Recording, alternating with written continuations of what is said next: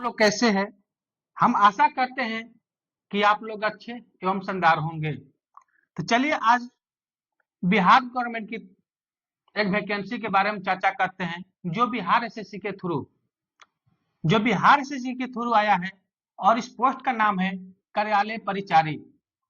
इस पोस्ट पर जो भी चयनित उम्मीदवार होंगे उनको निम्न विभागों में कार्यरत किया जाएगा, जैसे श्रम संसाधन विभाग, निदेशालय नियोजन, मद्य निषेध, पथ निर्माण, सामान्य प्रशासन, भवन निर्माण, पशु एवं मत्स्य संसाधन, जल संसाधन, समणालय, गृह विभाग, पंचायती राज विभाग, समाज कल्याण विभाग इत्यादि विभागों में जो भी उम्मीदवार चयनित होते हैं उनको कार्यरत किया जाएगा। तो चलिए देखते हैं कि इस वैकेंसी के तहत कुल कितने पोस्ट आई है। तो देखते हैं टोटल कितने वैकेंसी है। तो टोटल पोस्ट की संख्या 3727 है, जिसमें जनरल की 1700 सीटें, ईडब्ल्यूएस की 374 सीटें, बीसी की 238, बीसी फीमेल की 102, ईबीसी की 704, एससी की 584 और एसटी की 47 सीटें है। ये जो भी सीटें हैं इसमें 35% आरक्षण फीमेल को है। मतलब जो भी महिलाएं हैं अपने अपने कैटेगरी में 35% इन सीटों पर आरक्षण के हकदार होगी। अब देखते हैं कि इसको अप्लाई करने का डेट क्या है। तो इस फॉर्म को फिलअप करने के जो फर्स्ट टाइम है 25 अगस्त, मतलब 25 अगस्त से जो भी कैंडिडेट इस फॉर्म को फिलअप करना चाहते हैं वो इसको फिलअप कर सकते हैं। और लास्ट पेमेंट करने की लास्ट डेट 26 सितंबर और लास्ट डेट जो 24 सितंबर ये रजिस्ट्रेशन की डेट होगा। मतलब जो भी कैंडिडेट को रजिस्ट्रेशन करना होगा उसको 24 सितंबर से पहले करना होगा या 24 सितंबर तक करना होगा। अब देखते हैं कि जो भी कैंडिडेट इस फॉर्म को फिलअप करते हैं तो उसको फी कितना जमा करना पड़ेगा। तो general, EWS, BC, EBC and other state के जो भी मेल कैंडिडेट होंगे और अदर स्टेट के मेल और फीमेल कैंडिडेट होंगे उसको 540 रुपया पे करना होगा। वही एसटी, एससी, पीएच और फीमेल को 135 रुपया पेमेंट करना होगा। ये जो हो एसटी, एससी, पीएच, फीमेल और बिहार स्टेट की होना चाहिए। जो भी मतलब कि बिहार स्टेट के कैंडिडेट होंगे, बिहार के स्थायी निवासी होंगे, वही इसको 135 पे करना होगा। अगर अदर स्टेट के एसटी, एससी या फीमेल होते हैं तो उनको कोई भी आरक्षण बिहार सरकार की तरफ से नहीं दिया जा रहा है, तो इस हिसाब से उनको 540 रुपया पे करना होगा। अब देखते हैं कि एज क्या रखा गया है। तो जनरल मेल के लिए साथ ही साथ जो अदर स्टेट है, अदर स्टेट के जो भी कैंडिडेट है उनके लिए 18 से 37 साल, 18 से 37 ईयर रखा गया है। उसके बाद बीसी, ईबीसी, मेल फीमेल, साथ ही साथ जनरल फीमेल की जो उम्र सीमा है 18 से 40 ईयर है।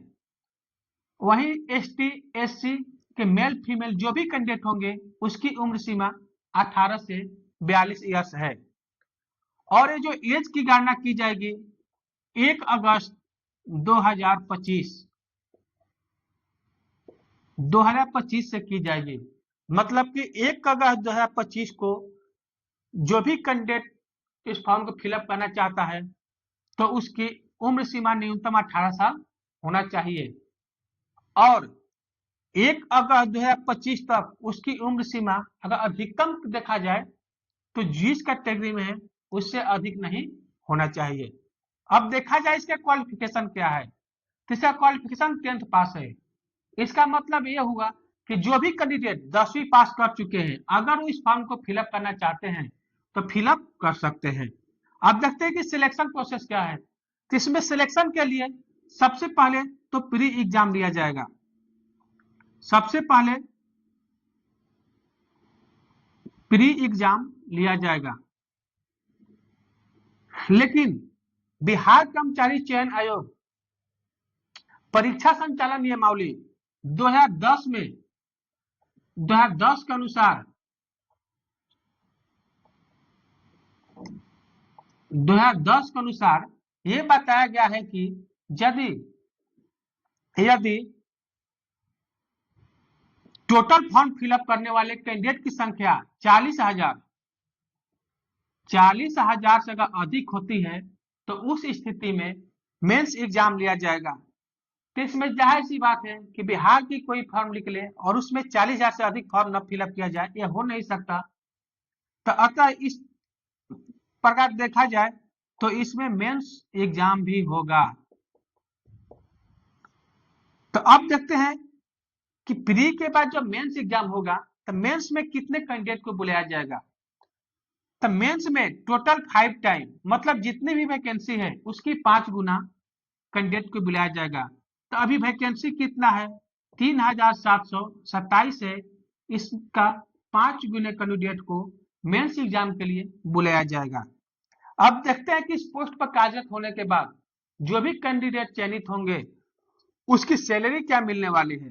तो चूंकि ये लेवल 1 की पोस्ट है, लेवल 1 की जो भी पोस्ट है उसकी बेसिक 18,000 रुपया है, प्लस में डीए प्लस एचआरए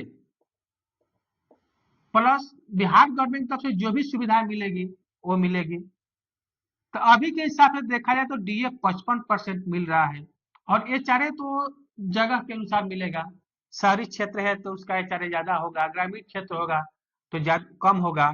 तो इस प्रकार देखा जाए तो अप्रोक्स सभी एचआरए और अन्य सुविधाएं मिला करके लगभग 30,000 के आसपास स्टार्टिंग पेमेंट होगा। अब देखते हैं इसका सिलेबस क्या है।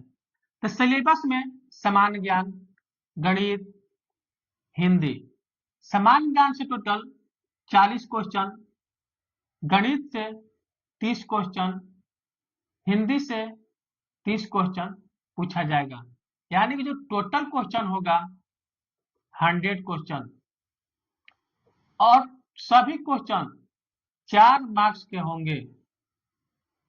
मतलब कि टोटल मार्क्स कितना हो गया, 400 मार्क्स। और इसमें और एक ध्यान देने वाली बात है कि इस एग्जाम में निगेटिव भी रहेगा 1/4। इस एग्जाम में 1/4 निगेटिव भी रखा गया है। मतलब कि कोई भी कैंडिडेट अगर एक क्वेश्चन गलत करता है तो उसके सही उत्तर में से 1 मार्क्स काट लिया जाएगा।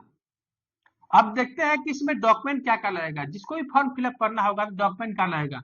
तो डॉक्यूमेंट के लिए पहले तो 10th का सर्टिफिकेट मार्कशीट या समतुल्य जो भी हो वो देना पड़ेगा। उसके बाद कास्ट सर्टिफिकेट, जिस पर जो कास्ट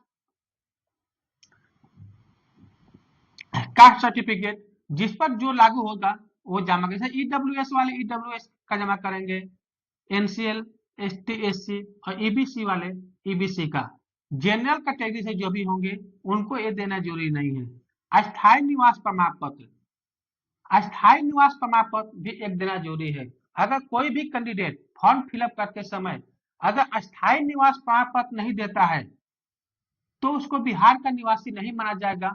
इस प्रकार उसको आरक्षण का कोई लाभ नहीं दिया जाएगा और उस कैंडिडेट को सीधे जनरल में काउंट किया जाएगा। और एक चीज देखने की बात है कास्ट सर्टिफिकेट में, अगर कोई फीमेल कैंडिडेट है अगर वो कास्ट सर्टिफिकेट देना चाहती है तो उनका कास्ट सर्टिफिकेट उनके पिता के नाम से होना चाहिए। किसके नाम से होना चाहिए, पिता के नाम से होना चाहिए।